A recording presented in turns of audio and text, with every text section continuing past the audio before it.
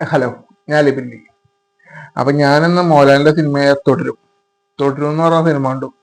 അതായത് തരുമൂർത്തി ഡയറക്ട് ചെയ്ത, അതായത് എം രഞ്ജിത്ത് പ്രൊഡ്യൂസ് ചെയ്ത സിനിമ തുടരും. മോഹൻലാല്, ശോഭന കൂട്ടുകെട്ടിൽ വന്ന സിനിമ. പടത്തിന്റെ അത് ശോഭനയും മോഹൻലാലും കണ്ടപ്പോ ഞാൻ വിചാരിച്ചത് ഈ പണ്ടത്തെ ഇവരുടെ പണ്ടത്തെ പടങ്ങളില്ലേ, അതായത് ഈ പ്രേമവും കാര്യങ്ങളൊക്കെ ആയിട്ടുള്ള ഒരു ഇത്, ആ ഒരു ലെവല് ഞാൻ പ്രതീക്ഷിച്ചു. ഒരു വൈങ്കിളി ടച്ച് ഞാൻ പ്രതീക്ഷിച്ചു. പക്ഷെ പടം എന്ന് പറഞ്ഞാൽ ഗംഭീരമായിട്ട്, അത് ഫൈറ്റും കാര്യങ്ങളൊക്കെ ഗംഭീരമായിട്ട് ചെയ്തുകൊണ്ട ഒരു സിനിമയാണ് തുടരും. പിന്നെ പടത്തില് മോഹൻലാലിനെ ശോഭനാനും കൂടാണ്ട് ഇതിൽ കുറേ ആക്ടേഴ്സ് ഉണ്ട്. അതായത് മണിയമ്പിള്ള രാജു, പിന്നെ ഇർഷാദ് അലി, പിന്നെ ബിനു പപ്പു, അതേപോലെ തന്നെ കുറേ പേരുണ്ട്. പിന്നെ തോമസ് മാത്യു എന്ന് പറഞ്ഞ, അത് മറ്റേ ഏതാ, അയ്യോ, പൂമരത്തിലൊക്കെ അഭിനയിച്ച ഒരു പയ്യൻ, പുള്ളിക്കാരനും ഗംഭീരത. അത് കഥ എന്ന് പറഞ്ഞാണെങ്കിൽ പടത്തിന്റെ എന്ന് പറഞ്ഞാൽ നമുക്ക് സസ്പെൻസ് തന്ന ഒരു ത്രില്ലർ അങ്ങനെ വേണം പറയാൻ. പിന്നെ മോഹൻലാലിന്റെ പെർഫോമൻസ് ഒക്കെ കിട്ടില്ല. പിന്നെ മോഹൻലാലും ശോഭന തമ്മിലുള്ള ഒരു കൂട്ടിട്ട് ആ ഒരു ഇത് അത്രയും വന്നിട്ടില്ലെന്ന് എനിക്ക് തോന്നുന്നു. കാരണം ഇവർക്ക് തമ്മിലുള്ള കോമ്പിനേഷൻ സീൻസ് ഒന്നും അധികം ഇല്ലാത്ത പോലെ എനിക്ക് തോന്നി. ആ പക്ഷെ അതൊക്കെ, പക്ഷെ ആ കഥ, ഈ പടത്തിന്റെ കഥ അങ്ങനെ ഒരു കോമ്പിനേഷൻ സീൻസിൽ വരേണ്ട കാര്യം ഇല്ല എന്നാണ് പടം കാണുമ്പോൾ മനസ്സിലാവും. ഇന്റർവെൽ പഞ്ച് തുടങ്ങി, അതായത് ഇന്റർവെല്ലില് ഒരു സംഭവം നടക്കും, ആ സംഭവം തുടങ്ങി പടത്തിന്റെ ഗ്രാഫ് മൊത്തത്തിൽ അങ്ങോട്ട് മാറണം.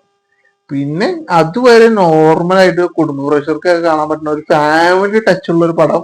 പിന്നെ പോണത് ഒരു ഹൈ വയലൻസ്, വയലൻസ് എന്ന് പറയാൻ പറ്റില്ല, ഒരു ഹൈ, എങ്ങനെ പറയാ, ഒരു ഹൈ ആക്ഷൻ നിറഞ്ഞ ഒരു പടം. അങ്ങനെ ഇന്റർവെല്ല് കഴിഞ്ഞ് പോണത്, അത് നമുക്ക് കണക്ട് ചെയ്ത് പോകുന്ന രസമാകുമ്പോ കണക്ട് ചെയ്ത് പോവാം ആ കഥ. പിന്നെ മെയിൻ കാര്യം എന്ന് പറഞ്ഞാൽ ഇതിൽ അഭിനയിച്ച എല്ലാവരും ഗംഭീരത ചെയ്തിട്ടുണ്ട്. ഇതിലെ വില്ലനായാലും ഇപ്പൊ ബിനു പപ്പൊക്കെ ഒരു റോൾ ചെയ്തിരിക്കുന്നത് നല്ല കിടിലൻ റോളായിട്ടാണ് പുള്ളി ചെയ്തതാണ്. പുള്ളിക്കാരൻ അതായത് ഒരു പോലീസുകാരനൊക്കെ ആയിട്ടാണ്. കൂടുതൽ ഞാൻ പറയുന്നില്ല, അത് നിങ്ങൾ തിയേറ്ററിൽ കാണാനുള്ള എല്ലാ സംഭവവും ഈ പടത്തിലുണ്ട്. ഇപ്പൊ മോഹൻലാൽ എന്ന് പറഞ്ഞാൽ ഇതില് അംബാസിഡർ ഒരു കാറുണ്ട്, പുള്ളിക്കാരന്റെ ജീവനെ പോലെ കരുതുന്ന ഒരു കാറ്, അങ്ങനെ വേണം പറയാം. പുള്ളിക്ക് അത് ഒരു സിനിമയിലൊക്കെ സ്റ്റണ്ട് ആർട്ടിസ്റ്റ് അങ്ങനെയൊക്കെ ആയിരുന്നു പുള്ളി.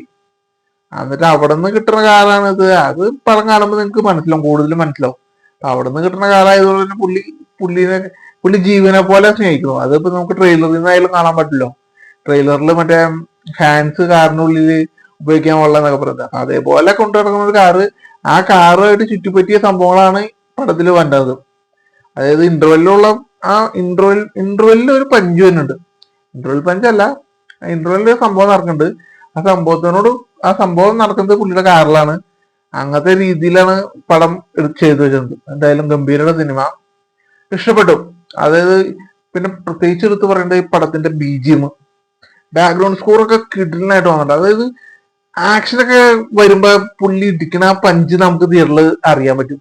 കാരണം അമ്മാതിരി ഒരു സൗണ്ട് സ്കോർ ഒക്കെയാണ് പടത്തിൽ വന്നിട്ടുണ്ട്. എന്തായാലും ഗംഭീരം തന്നെ. പിന്നെ പിന്നെ വേറെ ഒന്നും ഇതിൽ പറയാനില്ല.